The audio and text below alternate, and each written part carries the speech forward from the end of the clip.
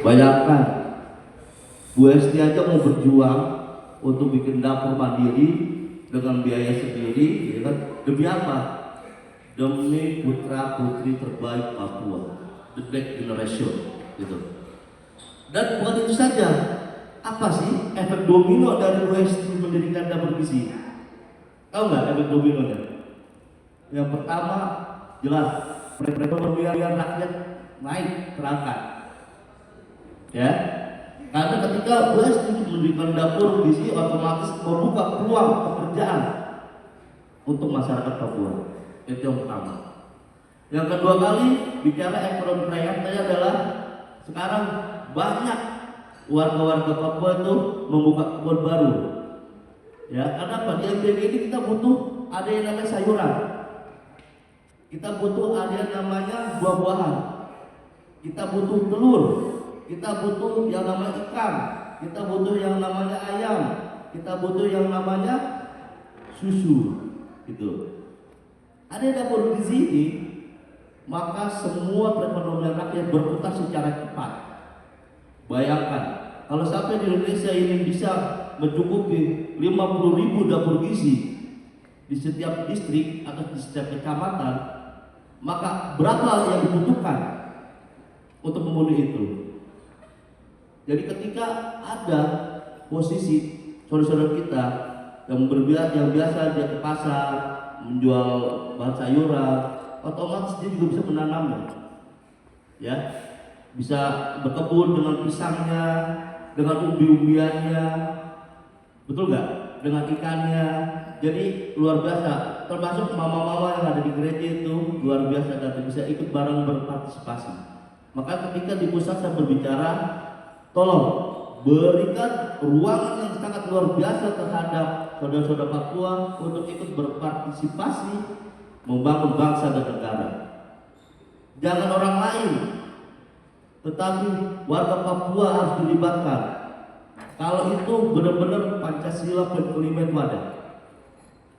Nah, itulah yang kita tegaskan ketika kita di pusat itu diskusi dengan para petinggi sana, pemegang kebijakan. Yuk, kita bareng-bareng bangun Papua. Gitu. Dan ada istilah kemarin di politik tidak ada makan gratis. Betul ya? Betul nggak?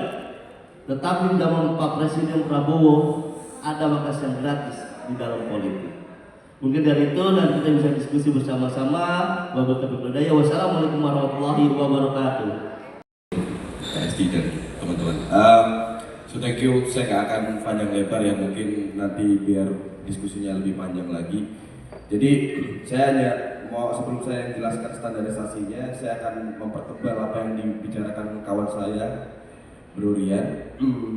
Jadi gini, BGN ini banyak sekali simpang siur yang masuk ke teman-teman mungkin ya. Tidak hanya di Papua. Di Papua ini kalau ngomongin sumber informasinya kan pasti dari Jakarta. Ya, kita ada yang di Jakarta itu mengalami simpang siur. Oh ini ada yang nggak dibayar. Oh ini ada yang keracunan. Oh ini ada yang gini. Itu adalah beberapa mitra-mitra sebenarnya. Bahkan ada yang bukan mitra tapi berusaha menjadi mitra dengan cara spekulasi dia bangun dapur tanpa diregistrasikan dengan harapan pemerintah akan mengajak. Akhirnya standarisasi yang ada di juknis yang sudah dikeluarkan di BGN itu tidak dilakukan. Maka terjadilah fenomena-fenomena yang kita dengar beberapa hari ini. Bagaimana dapur yang di Kalibata tidak dibayar dan bangkrut. Ini sebenarnya bukan perkara dapur mitranya gitu. Tapi ini adalah perkara yayasannya yang sudah dibayar oleh BGN tetapi tidak didiskusikan kepada dapur. Gitu. Ternyata pemilik dapur dan yayasan itu berbeda. Ya kita luruskan ini dulu aja. Kita luruskan banyak permasalahan benar-benar. Nanti kalau juknis dan standarisasi akan kita bahas detail. Nah, dari sini saya banyak ke daerah-daerah. Saya lihat ternyata pola pikir masyarakat tentang adanya MBG ini, mereka mengira bahwasanya kita skala catering itu bisa kok memenuhi kebutuhan makan bergizi ini. Tidak sesimpel itu kawan-kawan. Jadi standarisasinya ada. Bagaimana kita nggak usah ngomongin sistem pendistribusiannya aja. Kita ngomongin standarisasi alat di dalamnya.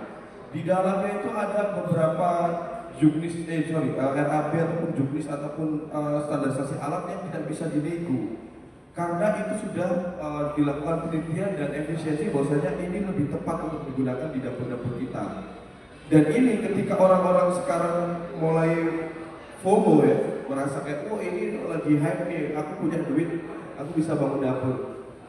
Tidak sesimpel itu. Jadi banyak kajian-kajian yang harus dipikirkan. Bagaimana riset soal masyarakat sekitarnya, bagaimana riset soal kebiasaan apa yang dimakan oleh siswa ataupun masyarakat yang menerima manfaat yang lainnya. Jadi kayak satu contoh ya, keracunan kemarin. Keracunan kemarin itu adalah salah satu fenomena yang luar biasa karena ternyata tidak semua siswa atau tidak semua wilayah itu bisa menerima makanan ikan tongkol. Itu. Ternyata ketika mengolah masakan ini orang itu tidak terbiasa, sama halnya kayak di Papua. Di Papua orang mungkin kebiasaan ubi atau apa, tetapi tiba-tiba langsung digantikan dengan nasi, itu mungkin akan ada gap ya di kesehatan mereka atau apa.